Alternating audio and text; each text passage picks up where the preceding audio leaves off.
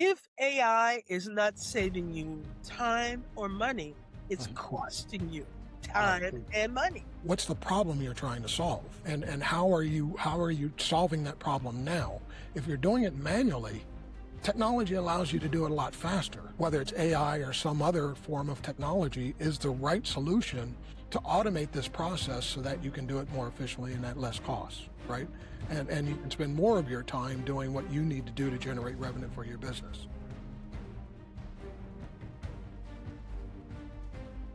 What if the biggest thing holding your business back isn't money, marketing, or competition, but your fear of artificial intelligence? Welcome to the Think Big podcast, where we turn real entrepreneurial struggles into breakthrough strategies that create real growth. Today, we're joined by online brand strategist and AI consultant Dee Boone, who's on a mission to help the 45 plus generation stop feeling intimidated by technology and start using AI as a competitive advantage. If you've ever felt overwhelmed by AI, confused by where to start, or worried about being left behind in business, this conversation could completely change the way you think about the future. Stay tuned because today's episode is packed with insights that every entrepreneur, business owner, and professional needs to hear. So, Dee, welcome. Thank you so much for having me. I appreciate Yeah. I'm glad you made time to join me. Let's start with. I always love asking entrepreneurs. What led them to entrepreneurship in the first place. So if you could just tell the audience, what made you become an entrepreneur. What made me become an entrepreneur was I was working in a an IT advisory firm Hmm. in Stamford, Connecticut, and 2 years before um, my departure, Okay.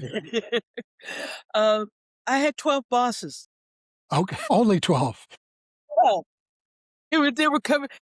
They were just it was like a turntable, you Yeah. know? Yeah. And I remember one of my new bosses came in my office. I was about to go out to lunch. I'm like, "Hi, how you doing?" And Yeah. it kept walking. Yeah. Right. Right. When I came back in, I asked my assistant and I said, "Who's that?" He was like, "Oh, that's our boss." And then by the end of the week, they were gone. Wow. Wow. So when you see that, the handwriting is on the wall. Right. Right. And my department was the training department in within the HR.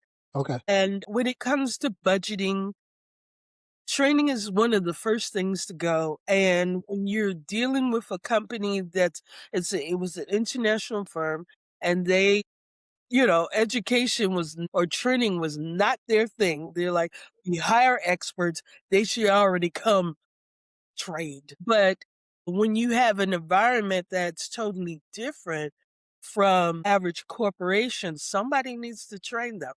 Okay. And that was my role. I was a senior learning analyst there. I had been with the company for going on 15 years. Okay. Now, here's the interesting part about that.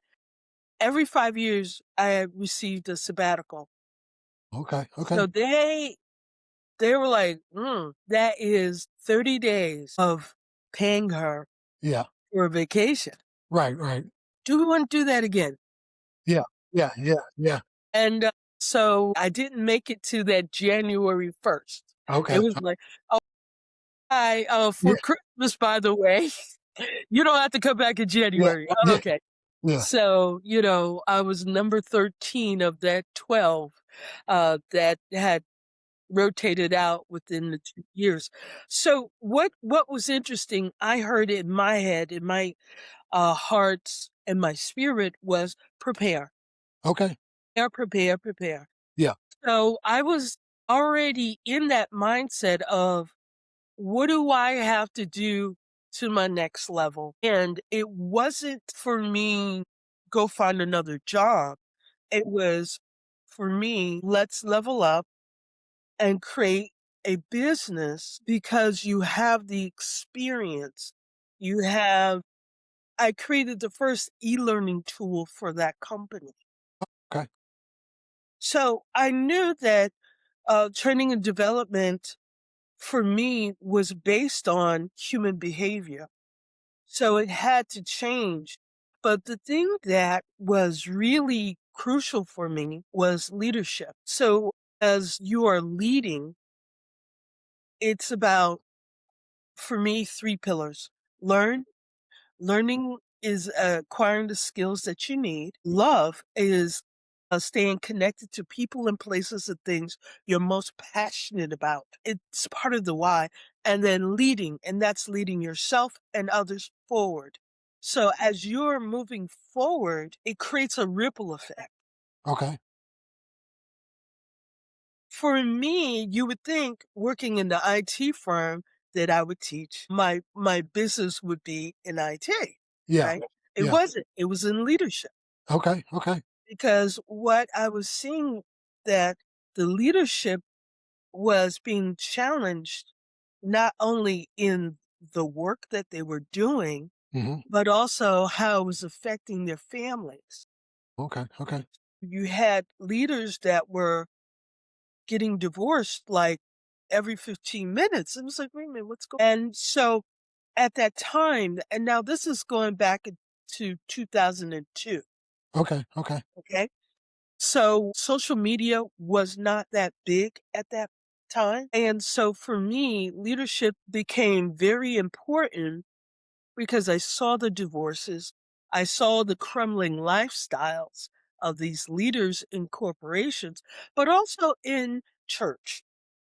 Right? And so I happened to attend a ministry that was 1,000 strong in Mamaroneck, New York. And what I started to see were the elders and the deacons were getting divorced and the kids are, kind of astray. I'm like, wait a minute, what's going on? And so for me, all the leadership skills that I was training in corporate America, I also applied it into church ministries because they needed to, one, have a succession plan. You can't leave everything on one person. And so I created a wonderful leadership training program that I started doing around Westchester County in New York. Um, and Connecticut. And that evolved as I started doing my first pillar, learning. And so I had to learn how to become a better writer. And I did a writer's workshop. Right. Okay. And in doing so, the owner of the workshop said, Dee, do me a favor. Can you help my writers with social media? And I was like, why? Everybody knows that. Now, mind you, this is a few years more, 2008. In 2008, Facebook had really formalized, their intention, Okay. right? So it was a babe in business. Yeah. Yeah. So, but for me, because I was already in IT, I was firmly aware of what it was, what it did, and everything. But in the business community, they didn't have a clue. And it was still new. And I was like, sure. So again, the training part, I created a workshop for her writers, and 30 people showed up. Okay. Okay. I was like, really? Yeah. Yeah. Yeah. I'm thinking maybe 5 or 6 folks, no. And so out of that 30, it increased, and I just started doing workshops every week. Wow. Yeah, and, Okay. it being an entrepreneur Yeah. is a journey. It's Yeah. not a one-way track. Yeah. Yeah. It's a marathon. Definitely. Yes, Definitely yes. not a sprint. It's Yeah. not a sprint, and it's not a one and done, Yeah. Yeah. you know? Absolutely. I could tell you outrageous stories that happen with me with social media, and, the reasons why, it's evolved is because people became more aware of online branding, right? And so for me, I evolved with it. So from leadership, social media, online branding, and then now as I'm involving in AI, and the key component again is learn, love, and lead. So what are the skills that I need to equip my clients with? And that's learning how to prompt, applying strategies that grow their and maximize their business without overwhelm. Right. That was the big one. Yeah, And yeah. that's really my why Okay. is overcoming that sense of all these tools. What's going Yeah, on? yeah, yeah, yeah. Uh, and and as we are learning about tech, and this is goes back to my um amusement. Let me say that Okay, because being in tech as long as I was, I used to see all the heads of Apple and IBM, and they would come and they would do conferences okay. with us. Yeah, And you know what it's like when your machine crashes? It's a bad feeling. yeah. Now imagine that's happening and you got 2,000 people in the conference room. You know, so that was back in the day when Windows would crash in the middle of a presentation. So seeing the internet evolve and now seeing AI evolve, Mhm. I've kind of like been there, done that. Yeah, yeah. But not everybody has. So I'm using that experience of the internet on how we need to apply it with AI. And bottom line, you still got to have a strategy. But all that to say, my entrepreneurship journey has been um, a wonderful ride and experience, and it connects me to what I love doing. In that is sharing the good news. Okay, okay. So you meant you told me that your focus is helping people absorb AI, but the population that you're serving are 45 plus, right? So older people. So and that's actually it's interesting, and you've tapped into one of the successful things to do as an entrepreneur, and that's it's doing what's counterintuitive. It's laser focusing on a niche that you can become the dominant supplier of your products and services to before you expand your business. So normally when we become an entrepreneur, we're leaving that corporate environment. We had this paycheck that covered all of our expenses. So now we no longer have that paycheck, but the expenses followed us, right? So now it's like, how do I pay my bills? Really easy to fall into the trap of, okay, every dollar's a good dollar, every client's a good client. No, they're not, right? And so if you go down that path of trying to be everything to everybody, you're going to fail really quickly, right? Very, Because you can never accomplish that.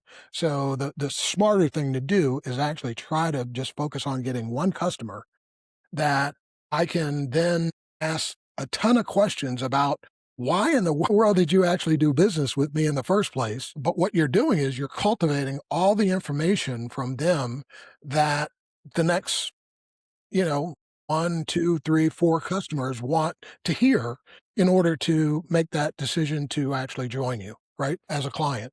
So you're, as I said, you're focused on 45 plus. How did you how did you come to that as a niche target market you wanted to serve? I came to that conclusion relatively easy. As I mentioned regarding the social media, the majority of the people that were in my workshops were at that time 35 and up. Okay, okay. Okay. And so again, that was back in 2002. And what I started to see were older people, Mhm. were business owners that would say, "Oh, I'll just get my niece or nephew to do it."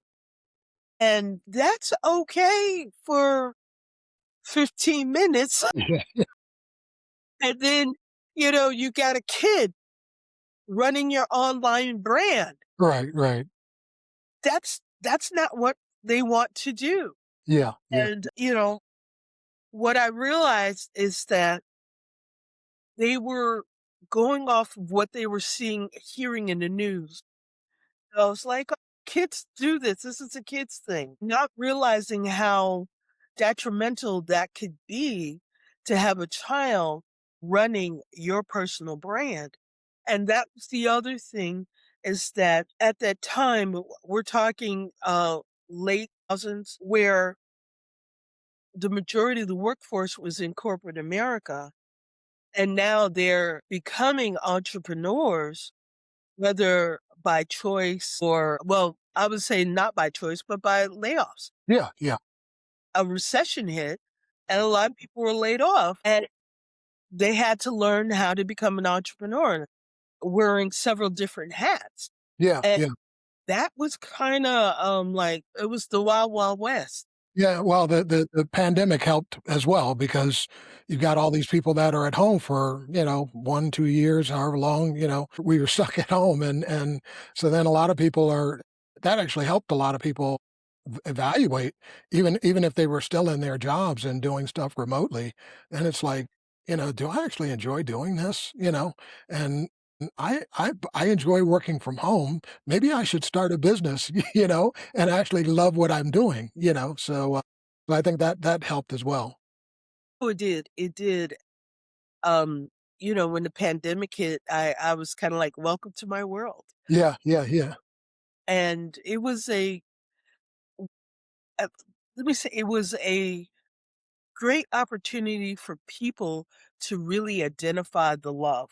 yeah, yeah, What do I love to do, and how can I make money doing that? yeah, yeah, And so for many of my clients, like I said, they were at that point 45 and up. mhm, My main focus is really helping them learn how to speak business versus right. corporate. Yep, yeah, In corporate America, you can have this overview that's very flowery with lots of words and whatnot, and they won't ask you maybe until the third or fourth meeting, "Hey, what does that mean?" In instance, you don't get that. You don't yeah, get that shot. It's like, "What is this?" It's yeah, like, yeah, yeah, you can't clearly answer that question, there's no business. So, learning how to clearly communicate who you are, what you do, and how you help people became my mantra for people transitioning from corporate America into becoming an entrepreneur and having their own business. And that was a re education for 45-year-olds, corporate executives who just, they're used to doing the flowery work, yeah, yeah, yeah. So where do your, um I already know the answer to this, but I'm gonna ask a question anyway. So where do your clients struggle with AI particularly and technology in general?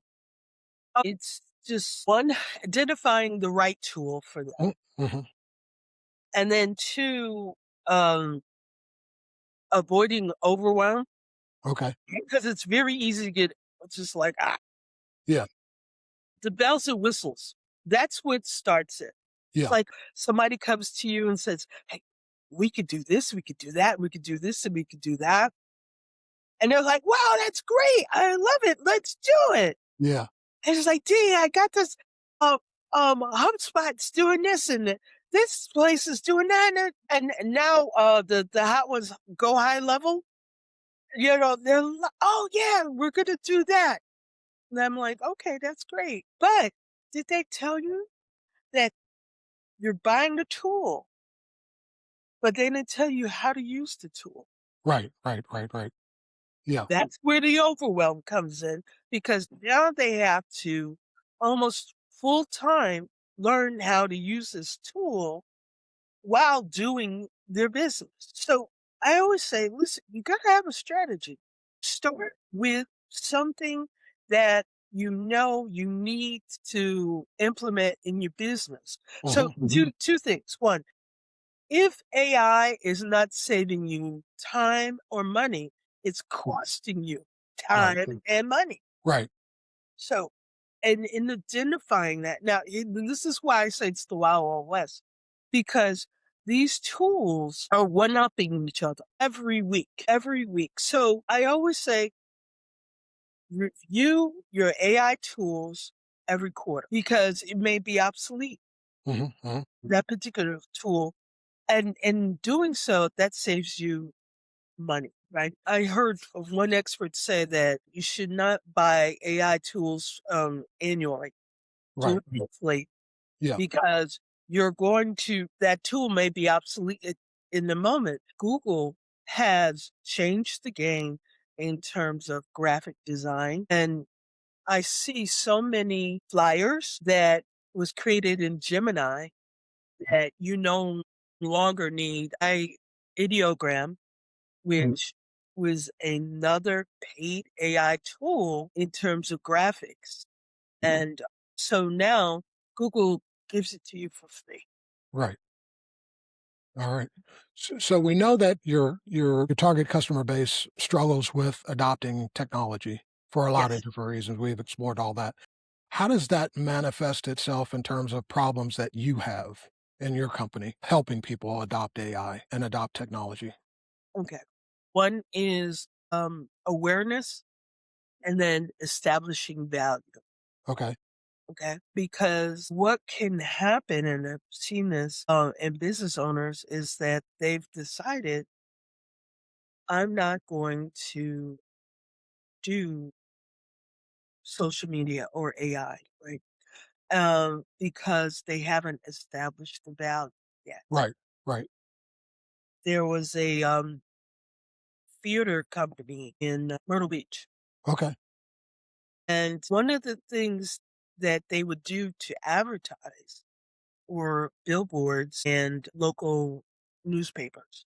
Hmm. Hmm. So they would go after the tour companies and put ads. What they were missing, and I said, you have to remember that your clients or your patrons are becoming younger each year. Yeah. So you have to go where your target audience is.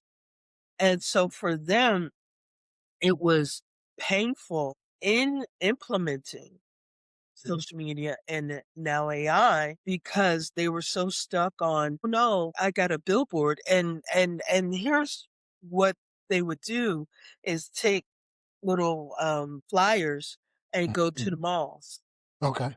and hand out things. And that's fine, but do you really want to do that every weekend and then turn around and go to the theater and do a whole show? Yeah. Yeah. I mean, how long can you keep that up? And so that's where the man hours Hmm. really matter when you can go, all right, here's a tool where I can use this to promote my business. Hmm. That will save me time. Your time is also equates to your money. Yeah. And so once I was able to show them how AI, by using these tools, can push out that information, push out the promotion. Hmm. And then they're like, "Oh, I get it now. So I don't have to go to the mall. Yeah. Yeah. Yeah. Go get ready for your show." Yeah. Like that. So instead of spending all afternoon going out passing all the stuff and then turning around, running in and doing the show, it wears on the body. It really does. But then so establishing the value Yeah. first. Yeah. When I want to understand the dynamic of a prospective customer coming to you. Okay. Are Uh, you introducing them to AI as a tool, or are they coming to you and saying, "Hey, we're interested in AI, but we need some guidance"? it's more of them coming to me and saying, we need some guidance. Okay. Okay. Starting usually it starts from the online branding Yep. aspect, Yeah. and they realize that their friends or their peers Hmm. are putting more information out there so fast, and they've been doing older softwares and whatnot, and they're like, "Well, how can we do it?" Yeah. So, from that aspect, there's the have it done for you or learn how to I teach people how to use the tools. Hmm. So it's kind of like either you could feed a person a fish or teach them how to fish. Yeah. Yeah. So I provide those services, both ends, and people who are willing to learn will go for the training and do a reoccurring session with me, which allows them to stay up to date with the latest and greatest, and they don't have to go try to figure it out. They know that I have the wherefore of, "Hey, this is what we're gonna do," and, and save you some time and money. You could drop this, particular tool and now use that. Okay. Yeah, So let's assume I'm a prospective customer. okay, I've got a business. What I do is irrelevant, okay, but I see competition, friends in other businesses starting to use AI as a tool, figuring, hey, if everybody else is using this, there must be something to this. So maybe I should explore this myself. right, I know I'm not a technology expert, so I know I need to reach out to someone to get some level of coaching. How would I even know to reach out to you? okay. So the first thing is, like you said, you see everybody else doing it, right? Mhm, mhm. Um, the best way to really understand this is when you know that there's a complete lack in understanding what these tools do. Everybody's talking about AI bots. Yeah, Oh, I want to get a bot. Do you know what the bots do? yeah, Right? So one is that you need awareness on what these tools do okay, and how can you best implement it. right. Right? So So one, awareness. yeah, yeah, and one of the, issues and that's I'm coming at this from my last venture was a private cloud computing business, but I'm Mhm. not technical. I had technical co-founders. But it actually being the CEO of the company, I realized that most of the people I was trying to sell our services to weren't technical either. And so it actually was an advantage for me not to be technical because I thought the same way they thought. And so I understood how to package technology in a way that they could understand, right? So, and you continue to use the word tool. That's what I always told people, that technology is a tool, right? So what you're looking for is look in your business and find things that you're doing manually, right?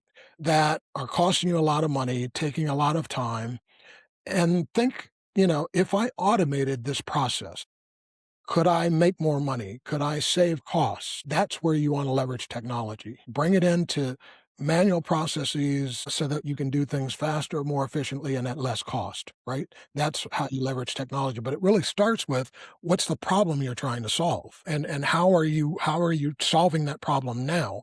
If you're doing it manually, technology allows you to do it a lot faster. So maybe whether it's AI or some other form of technology, is the right solution to automate this process so that you can do it more efficiently and at less cost, right? And you can spend more of your time doing what you need to do to generate revenue for your business. Um, so I know that your customers, a lot of them probably, if they're 45 plus, are struggling with technology. How are you making it easy for them to, and talking about it as a tool is one of the things you're already doing right, but how are you making it easier for them to digest? Ah, music. Okay. Yes. Because the, Gen Xers, baby boomers grew up with music. So when you understand, and I'm gonna take you down my line. Yeah, yeah. All right. So music started with live music. We had records, 45s, Right. right? And then LPs, Yep. cassettes, 8 tracks, Sony players, Right. MP3s, Yep. and now we stream and we have Yep. phone. Yeah. Right. Okay. So when you match the type of music vehicle and connect it with technology, they're Right. able to follow along. Okay. All right. It makes sense. It's like, okay, we don't have records anymore. Yeah. Oh, well, if you do, God bless you. Yeah. Yeah. Yeah. I You got actually a do. record So player that actually works. Um, Once you can relate, and the core output is music. So you connect music to the core production of your business. so it's using music as an analogy. Okay, okay, alright.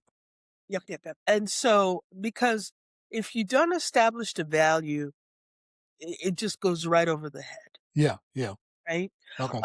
Once the value has been established, then you can talk about workflow and automation. Because if you don't establish the value, workflow automation sounds rah rah rah rah, like the Peanuts teacher. Yeah, yeah, yeah, yeah. Yeah. So for me, after I've established what is the problem that you want to solve? Mhm. Do you want to speed up the workflow, Yeah, your production? Do you want to minimize the production, make it faster, easier? What are you looking to solve in your business that will give you a return on your investment? okay, And once that's done, we're able to select a tool. No, we're able to establish a strategy and then select the right tools that fit your business. okay. So AI is one of those tools, or you're talking about there are multiple tools within the AI family? Right. Yes. There's multiple tools within the AI. So, for example, I always start people off very slowly and softly, Mhm, mhm. right? And a lot of times, emails are usually the ones that get people the most. And so I got all these emails I don't want. Yeah, yeah, All right. So if I could have something that will go in, read my emails, tell me what's important, and then from there, I know what to do. And so that automation workflow that gives them back their time. So starting off small, and then we start to advance in terms of if you want to have your AI answer questions for you. But before we go through that process, you got to do your due diligence and do your own frequently asked questions. Most people don't do that. They just go right in and jump on in and have a bot do it. But here's the thing about AI is that you must know that it can make up stuff, right? And so again, that goes into the awareness, right? I go down that rabbit hole to find out what AI is doing. So here's what was interesting. 3 years ago, it would just make up stuff okay, okay. easily. And Mm, so at that time, that was not the time to have a bot come in. And if you're a small business owner, and they'll make up things to your customers unknown to you, right? So there has to be a human in the room. So in doing that goes back to my strategy. Again, what is this tool intended to do and how is it saving you time and money? Uh, we're now I'm now seeing more AI companies that are saying, "Hey, we will pick up your calls and your missed calls," which is fine. A AI service that can identify somebody screaming customer service. yeah, yeah, I've been through it. I have a great horror story about I transitioned my aunt's telephone, okay. which was an analog line. Her telephone company upgraded to fiber optic, and the Mm, fiber optic system did not work with an analog line. yeah, So analog line has a certain way of connecting the dots to the telephone wires, right? yeah. So it's either a pulse or a beat, right? And so it took 6 hours, Wow, 6 hours for me to transfer her analog line to a digital phone, okay. right? She had a big orange corded analog phone. Yeah, yeah. And you say, Mm, "Why did it take 6 hours?" It took 6 hours because we as the telephone company upgraded, they did not train their sales force or their customer service who were millennials and didn't know what an analog line was. Okay. Yeah. And in also doing so, it did not train the AI to know what an analog line was. They were working from their existence from that moment from the fiber optic. Yeah. Yeah. And so finally, they asked me to go out on the pole and look at something. I said, no, no way. I'm not doing that. Yeah. So I said to them, kill the line, port the number, the same number, and then we'll attach the digital phone to it, Okay.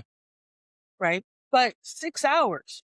And you say, why Mm. 6 hours? Because they put me on hold, hoping I would hang up. And then, but see, I came from the time of AOL. Yeah. You had to dial in Right. Right. to Right. get onto the internet. Yeah. Yeah. So that's nothing to me. Yeah. Well, I find this humorous because my mother, who just turned 95, still has a, Mhm. a Rotary rotary phone. service. Yeah. Yeah. And rotary phone. A friend of mine and I actually years ago converted her rotary phone to a digital phone as well. Um, And it didn't take us 6 hours, but so now she still has a rotary phone technically, but it will pick up, digital signals, so she can well, operate. I live in a very rural area, Yeah, so it didn't surprise me. Remember telephone companies? They don't exist anymore. yeah, So one of the blessings for me is that because I grew up with technology, mhm, I know how to refer back to the old systems okay, that still may be in place unbeknownst to um, the millennials and the Gen Zs. yeah, yeah, So they may have never heard of or seen a telephone, especially the Gen Zs may have never even seen a telephone before, yeah, yeah, yeah, handheld one. you're right, right, So the process going back to, your business needs, if you're going to implement AI, one, make sure it supports your okay, business, yeah, not takes over right, and leads your clients astray. You know? So for me, the reason why I told that story was that when you call the phone, you get AI, and I'm screaming customer service, customer service. And it's asking me all these questions. I'm like, I'm not answering customer yeah, service. yeah, yeah, You're irritating. So that goes back, you need a human. right, right.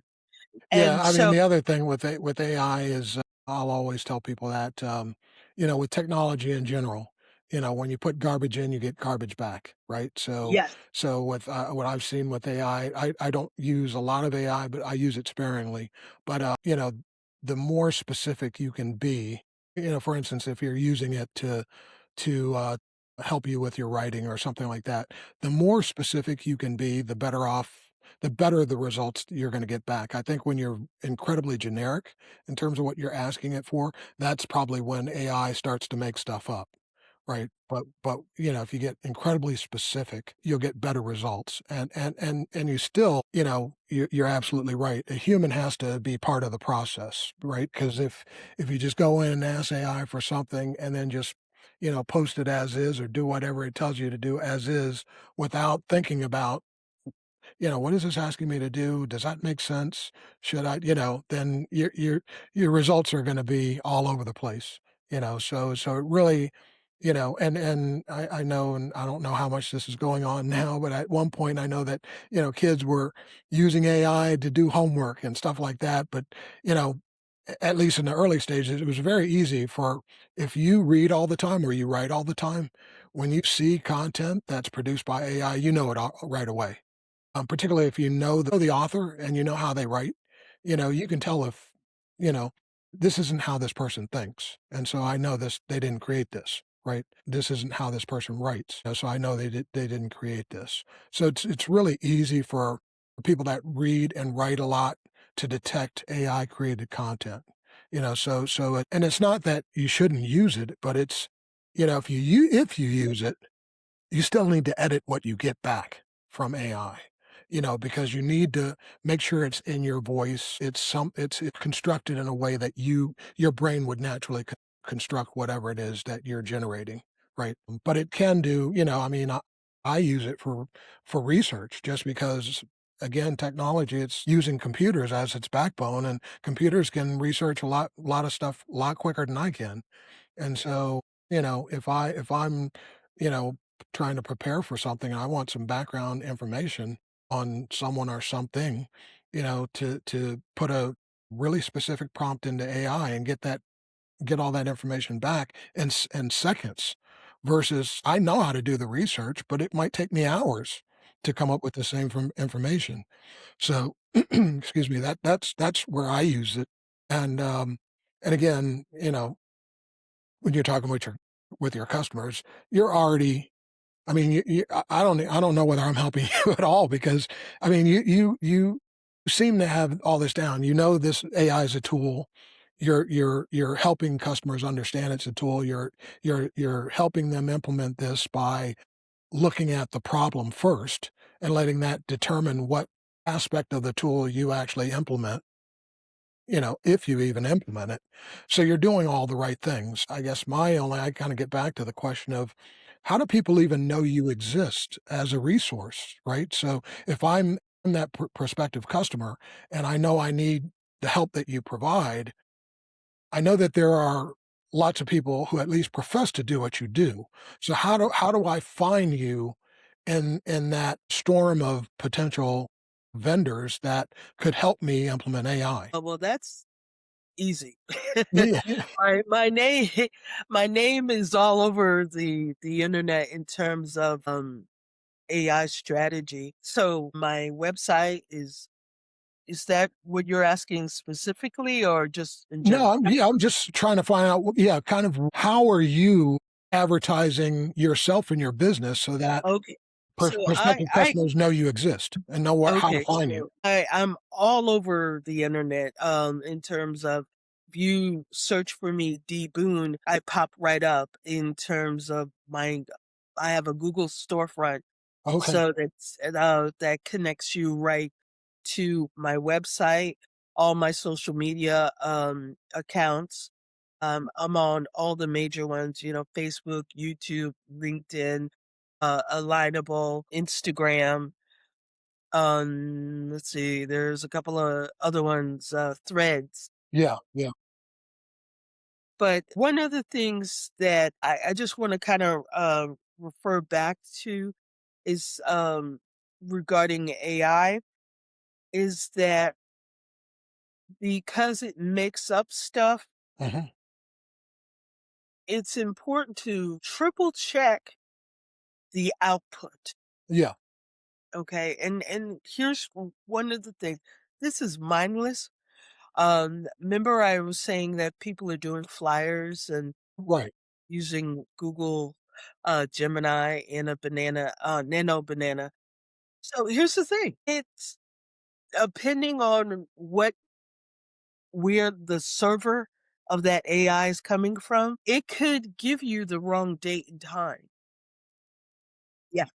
So I found this out quite painfully. I said Monday the 18th Okay. Yeah. for an event that I was doing, and it gave me 18th Sunday. Hey. Yeah. So I'm like, is Where is this everybody? yeah.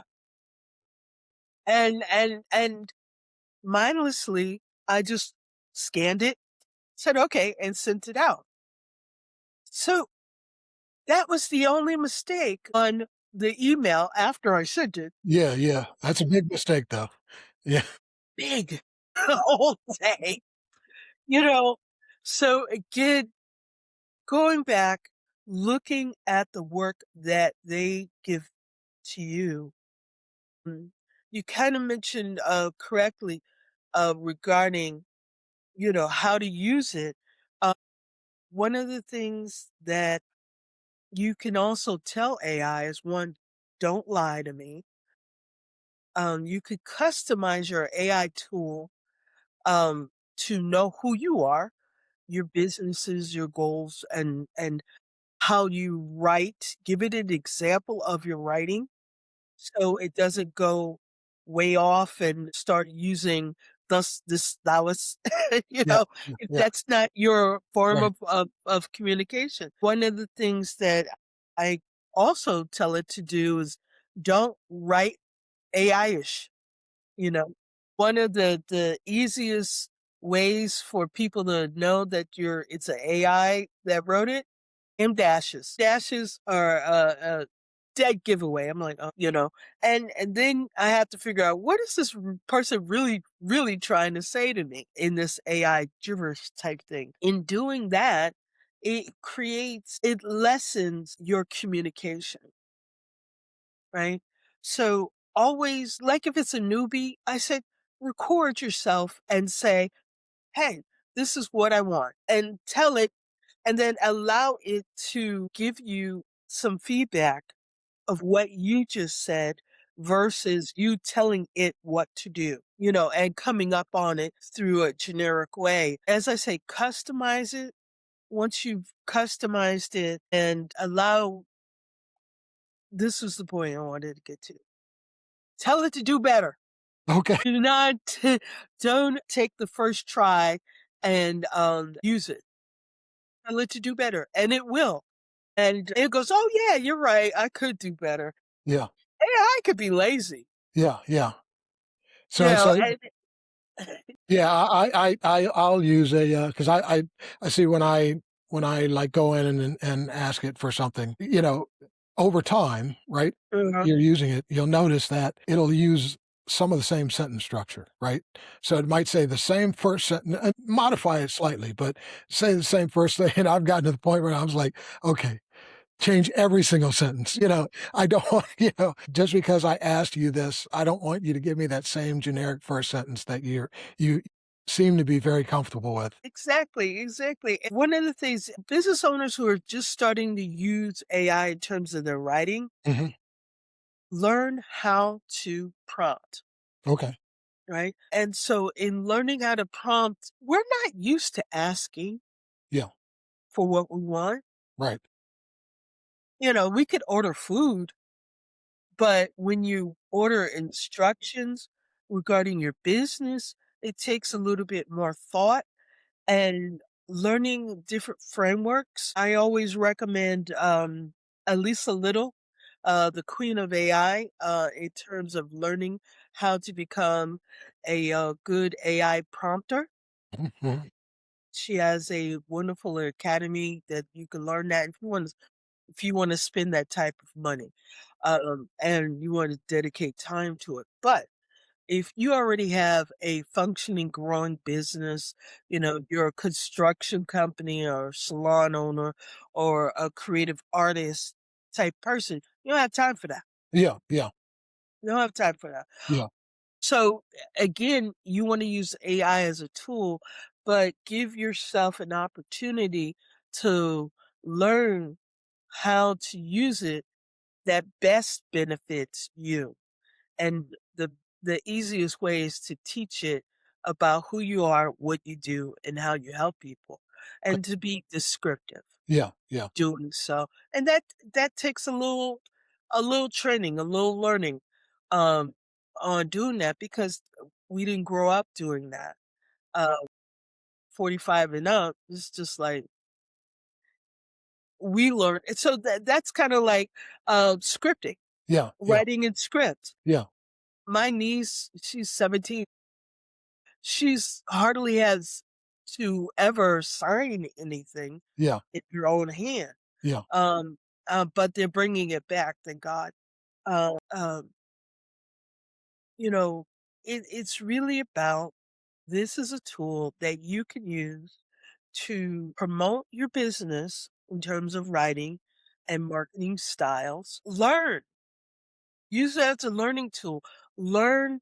I was like, okay, teach me business marketing as a 5-year-old, and it will do it, Okay. and it'll be easier for you to understand the flow versus saying, "Teach me the latest marketing techniques." But if Mhm. you have no premise as Yeah. to how marketing is already done, you're waste you're gonna be frustrated Right. quite easily.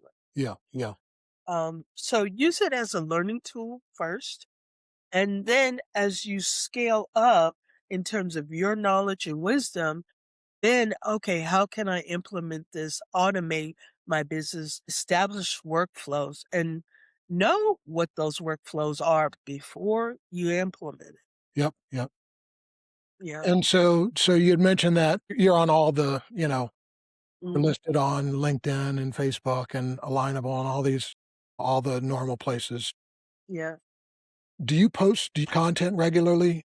Do you talk about AI adoption and the I problems do. people have? I do, but not a lot. Okay, Reason being is that, honestly, I'm doing work for my clients. okay, I'm not a person that likes to post too much. okay. Reason being is that, you could overwhelm people with so much information Mhm. that they don't feel comfortable contacting you after a Right. while.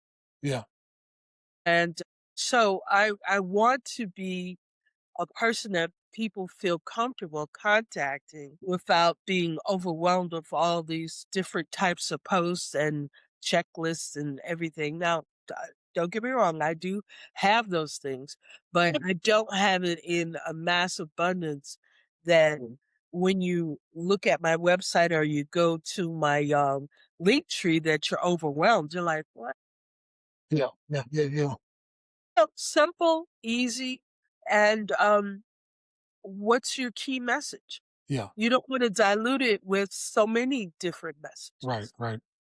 So So are that's the do go you strat. do you take advantage of any advertising at all with your business? I do Google Ads, Mhm. as well as on, like, Yelp. I get a Okay, lot of, traffic from Yelp, okay. which is pretty cool. Right. We, kinda got burnt out with the Facebook, Yep. you know, uh, because they changed their algorithm a little too much for me. Yeah, You know, yeah. one minute you're doing real great, then all of a sudden, Yeah, nothing. yeah. And here's the thing I discovered several years ago. Facebook wants the moment you are birthed Mhm. to the moment you die, Yeah, that information in Facebook. They want your data, you know? So you be the owner of your data. yeah, This is a choice that you can make. And it's important. Now, let me say this. If you have a mom still alive, God bless you. yeah. There's nothing worse when your parent dies. My mom passed away, Mhm. and I'm still seeing posts of her Wow. popping up on my Yeah. newsfeed. And so it's important that you designate somebody Mhm.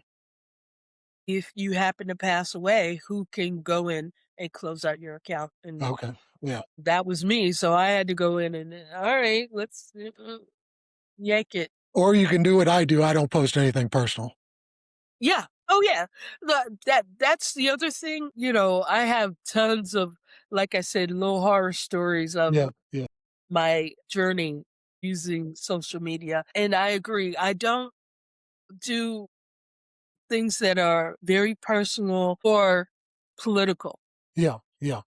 That could come back and haunt you. So, I don't, make comments on what the current administration is doing. I remember when Kevin Hart got slammed for a comment that he did 100 years ago, Yeah. and he lost an opportunity because of it.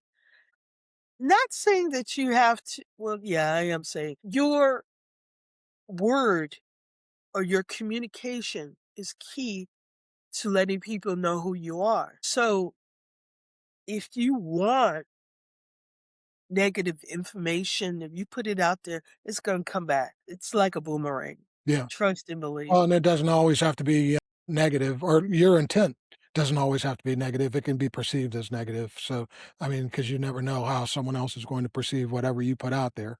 So, That's why, for me, I've always, once I'm part of that generation that you serve. So for me, I've seen all this technology and its development, and I just figured, for me, this is a tool, and it's a business tool. I'm going to use it for business and nothing else. You know, and I've never been one to. I don't like people to know lots about me, anyways. And don't really want to know a lot about anyone else. So yeah, it's very easy for me to just, hey, this is a business tool. That's how I'm going to use it. Uh, not going to use it for anything else. Yeah. And that's a good strategy. Now, let's go on the other side of that strategy. Yeah. Right. My sister, Mhm. who has said, "I'm not doing social media at all, Yeah. make me." I said, "Okay, that's fine."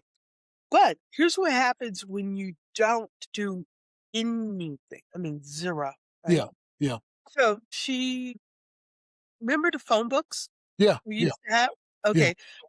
The white pages used to list our name, address, and phone number, right? Okay. So because of the address where she Mhm. lived, when you Google her, her name comes up that she is married, white woman with 2 kids. Yeah. Yeah. So all that phone, book data was sold to the internet, and if they can't find any information on it, Make it up. make it up. They make it up. That's what happens when you decide. And here's the other thing is that if your name could be associated to somebody that says you're a relative, Yeah. Yeah. and that person background is now your background. Right? And so if that person is incarcerated or did some sort of crime, you're connected to that. Yeah. Yeah. So no matter what, it is always good to make sure your personal brand is protected. And you should Google yourself just to see who you are, how your name is out there and how it's being perceived. Here's the other blessing is that our names are more common than we know. Right. Right. Right. Yeah. Yeah. Yeah. My parents named me Jeffrey, but they used the old English spelling for Jeffrey with a G. Yeah. So, thought that was unique. Now that, I'm out here in the world and doing things, when I Google my own name, there's a couple other people that pop up that have the exact same name.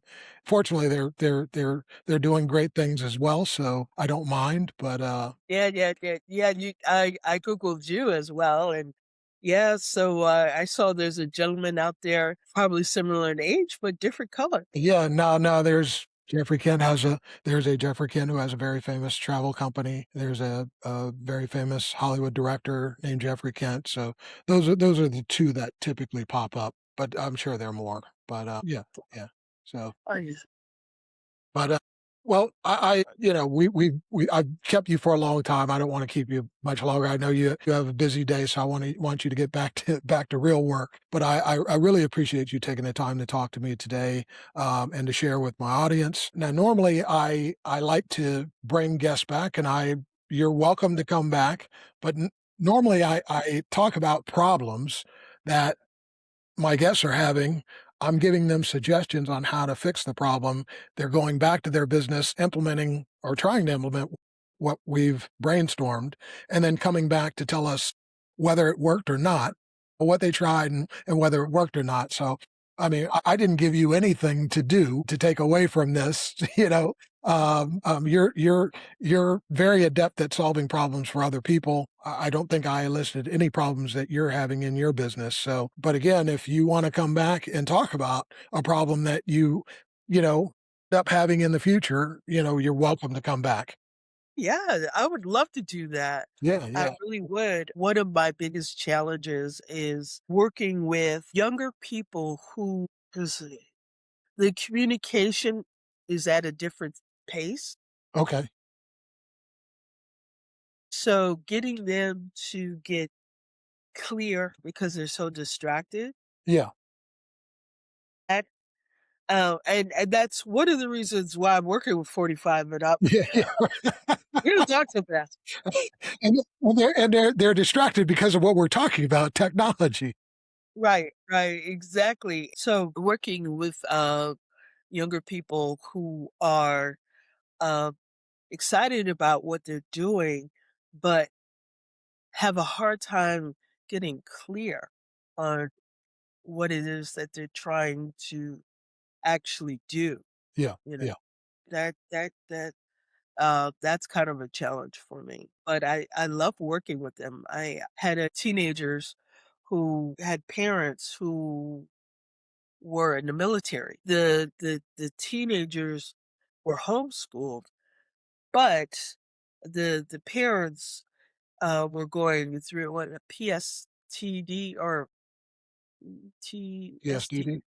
Yes, that. Um, so the kids wanted to come up with a website that was just for kids whose parents, been deployed. Yeah, yeah. And so they were very bells and whistles. Oh, okay, okay. Yeah, yeah, So it's like, hey, Miss D, we got this. yeah.